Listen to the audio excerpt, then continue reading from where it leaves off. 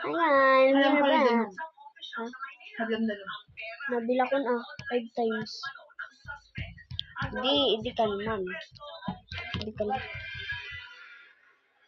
We got this life. Biyang pagod talaga. Biyatik na kayo ng Grow Garden time. I'm still cringe. Okay lang. We got a little...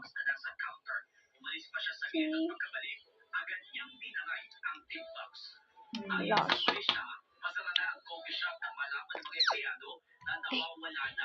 Sorry. Sorry. 5 minutes na lang bago matatapos tong live natin.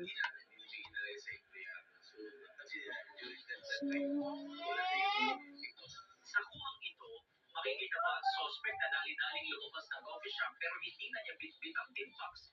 Hindi na nakakit sa silid.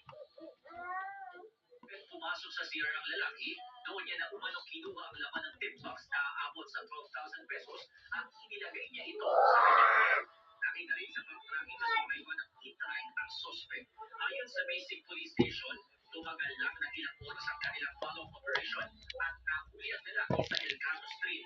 Pero hindi na nabawi ang pera mula sa suspect dahil nagkakauman. Kasyon ng mga polis, lulok sa sugal ang suspect at dati na rin siyang nakulong dahil dito. Ano yan? Bakit nagsusong? Spotify. Hindi mo. Eh.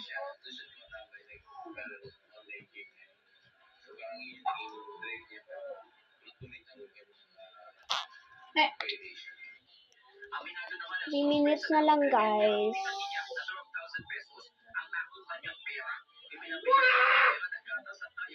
3 minutes lang bago matatapos ang video natin.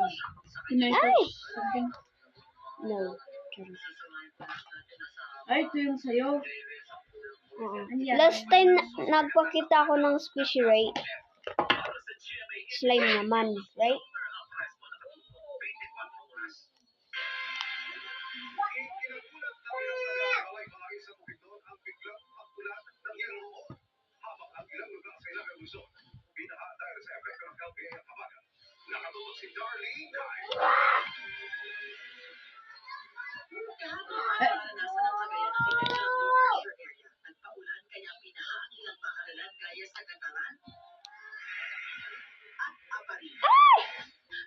Okay, bye guys. Miss you, Mom.